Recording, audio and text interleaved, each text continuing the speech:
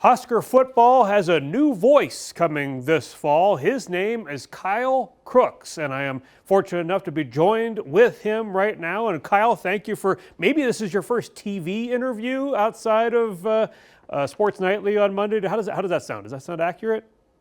Yeah, it's the first local TV interview that I've done. I've done a lot of radio and a lot of YouTube streams and a lot of things, but I guess first a conventional linear television interview, we could put that in the category for sure. There you go. Sounds good. I want to get to know you a little bit. The first thing I want to cover, though, is you taking the place, well, not really taking the place of, but with Greg Sharp passing away. That's how the job opened, and you're coming into Lincoln from Florida, from New Jersey. We'll get into that in a little bit. But one thing I wanted to bring up before I get your take on that is I listened to Damon Benning, who will be your partner in the booth coming up this fall. And one of the things he said, talking about the hiring process, is he said, we're not trying to hire the next Greg Sharp. We're trying to hire the next voice of the Huskers. I wanted to get your take on that line from your future partner, as well as replacing a man like Greg Sharp.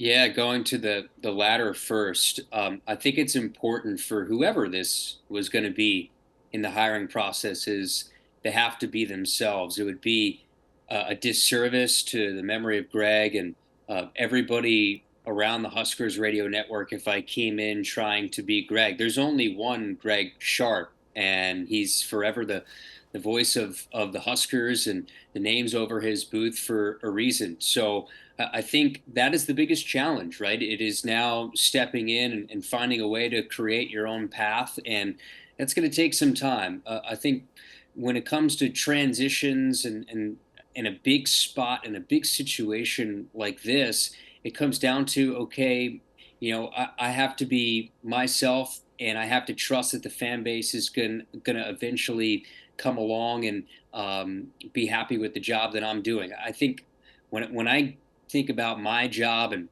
how I have to go about it, just comes down to preparing like I've done this for however long I've been doing it, which is 15 years, right? And I have my process, and I know essentially how I want to go about doing my job, and trust that the fans will come along. And I'm excited about that opportunity to get to see new faces and learn new traditions and be around Husker game day. So I can't focus on a whole lot about who I'm replacing. You have a reverence and a respect, and you have to understand that I have to come in and I have to find a way to be myself and fit in with a team that is tremendous. This is a radio team that I feel is the best in college sports. They have a family and a camaraderie that's been established because of what Greg, as a leader of it all, has been able to do. So excited to step in and work with everybody and get to meet everybody.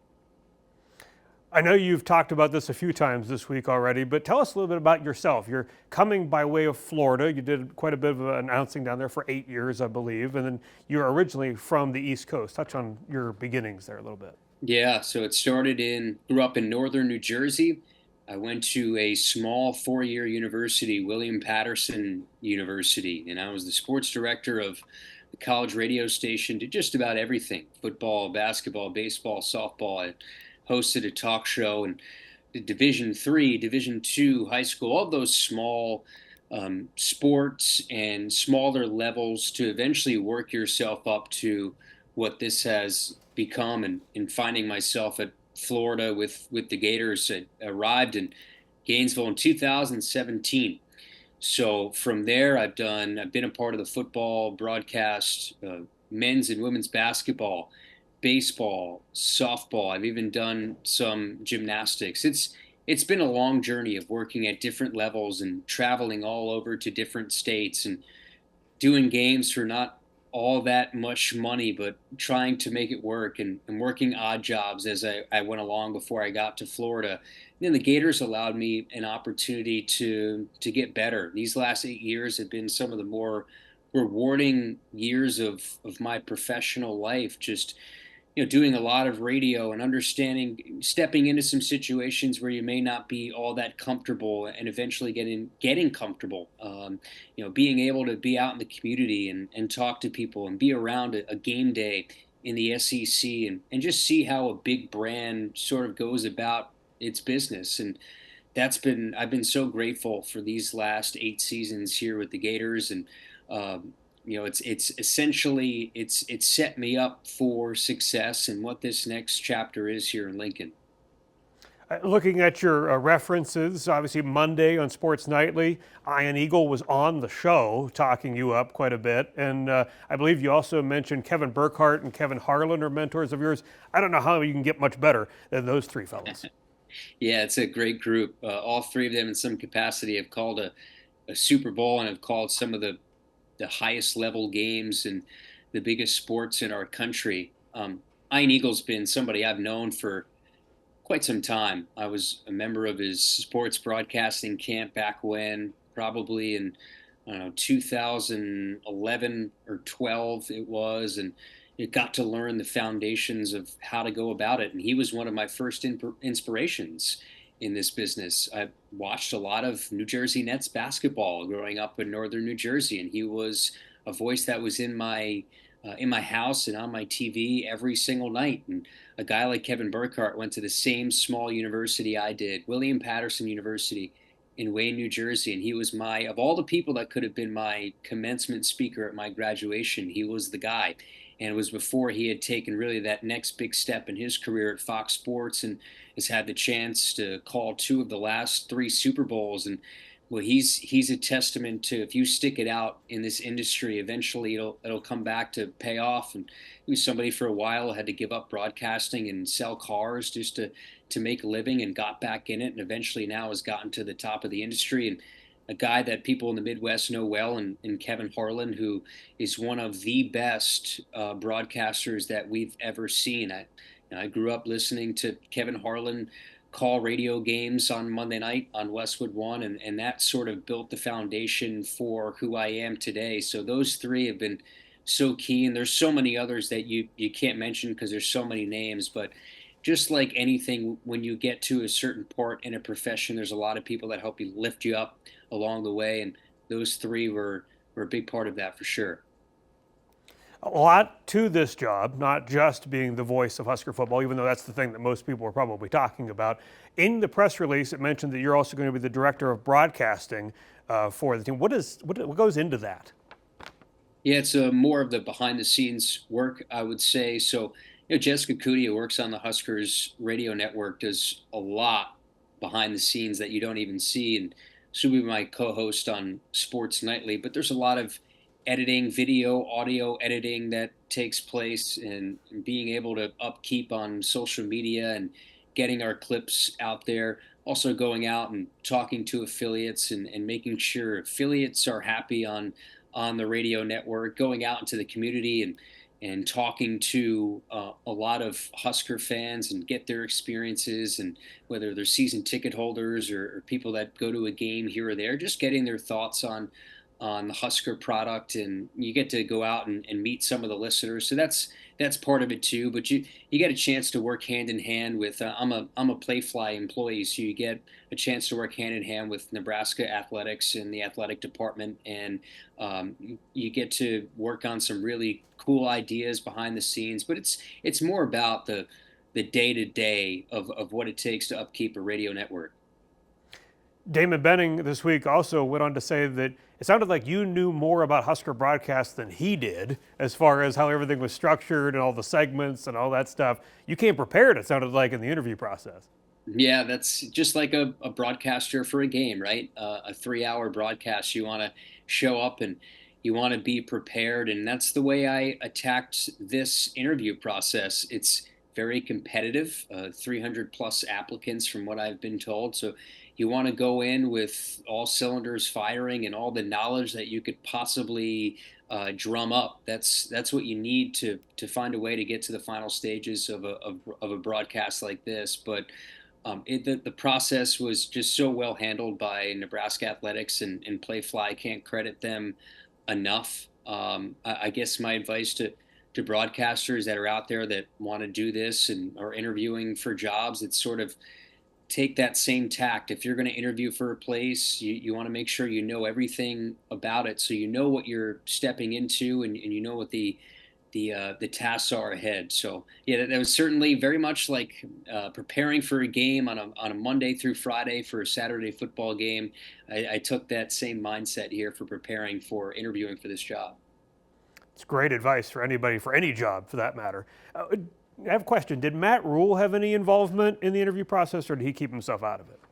So I think originally Coach Rule wanted to step aside and just meet whoever it was eventually, and it was a quick turn of fate, I guess. When I was in my on-campus interview portion, we were in a conference room, and it was a section of the interview where I would have an opportunity to ask questions, and sort of turned into this production meeting about when Coach Rule does his pre or post game interview. And Damon Benning, who's close with Coach Rule, had texted him to come up and come in the conference room, and he did. So I got to meet Coach Rule, and they asked him a few questions about format and things like that. And he stuck around and got a chance to sort of see how he works for about 10 to 15 minutes, see how his brain goes. But originally, he wasn't supposed to be a part of the process. It just happened when I was there on campus. Certain conversations led to him showing up, so I was able to meet him for a little bit. I do know it sounds like you may have something in common with Matt Rule, not just where you grew up, but also Matt Rule's talked about when he took this job that he wanted this to be his last job. You have also talked about something similar to that. Explain how you want this to kind of be maybe your final stop. Yeah, when you look at opportunities around the country, you want to check things off the list, and you want certain places to be that last stop. You never know when it's going to be, but you know the type of opportunity that might look like, and that's certainly being a voice of a Nebraska, and then specifically Nebraska football. This is a place that has such a great history when it comes to the radio broadcasters and their radio network. It's and just overall as an athletics program, they're passionate. People show up. Doesn't matter the sport, just the passion, the care for the product, the way the fan base again shows up for everything. It's a great place to live too. Being in Lincoln, it's a college town where kind of everybody knows everybody, and everything revolves around Nebraska athletics. And for me, that's so enticing to think about. That when they hired this position, I'm sure it's somebody that they want here for the next 30 some odd years, right? And that's the goal. If Nebraska will have me, I want to be here as long as I can, just because I know how much fun I'll have in this job, and getting a chance to tell the stories of these student athletes and these coaches. And I could see the trajectory of all the sports, and where it's heading, and where Nebraska athletics is set up from a financial standpoint heading into this tumultuous time, and in college athletics with the House settlement and NIL. So all those things surrounding it seems like a spot for me that I knew coming in checked a lot of boxes for me to want to be for a very long time. Sounds good. Have you had a chance, I know it's been a short period of time, had a chance to talk to Tom Osborne yet? I have not had a chance to talk to Tom Osborne. I look forward to doing that, and obviously know the legend of him as well, and what he's brought to Nebraska football, and obviously in other areas of Nebraska in the athletic department. So look forward to eventually meeting him, perhaps maybe at a game day. But there's a lot of people around Nebraska that hopefully once I get into Lincoln, I'll get a chance to shake their hand and have a conversation with. How much random Nebraska trivia have you stocked up on? Obviously, you're knee deep in Husker stuff, but how much Nebraska stuff do you have? You ever had a chili and cinnamon rolls mixed or together in one meal? That's a thing out here, by the way. No, I haven't had that. That's sort of the next step here, is to go through some of the random facts about Nebraska. I've had some recommendations when it comes to food and things along those lines. But I think the start for me is getting to learn Lincoln really well, and then getting out and seeing the rest of the state. And obviously, Omaha is a big portion of where the Husker fan base relies. But getting out into other areas of the state and getting to learn more about the traditions, not just of the Huskers, but of everybody around the state. I look forward to learning more, some of the trivia and some of the great places to eat and spend your time. Obviously, you're all over the media this week, but your debut, I believe, is the first Monday of July on Sports Nightly. Is that correct? Yeah, so I'll be on Sports Nightly on July 7th. From a part-time basis, I'll be in and out of Sports Nightly, and then full-time I'll be with Sports Nightly in August. And of course, we'll kick up fall camp for football in late July and get a chance to maybe be around some of the athletic teams as well here in the month of July. But moving here in the next week over to Lincoln, and then we'll get a chance to be in the office and inside Memorial Stadium, where my office is going to be, consistently in July. But I'll be full time on Sports Nightly starting in August.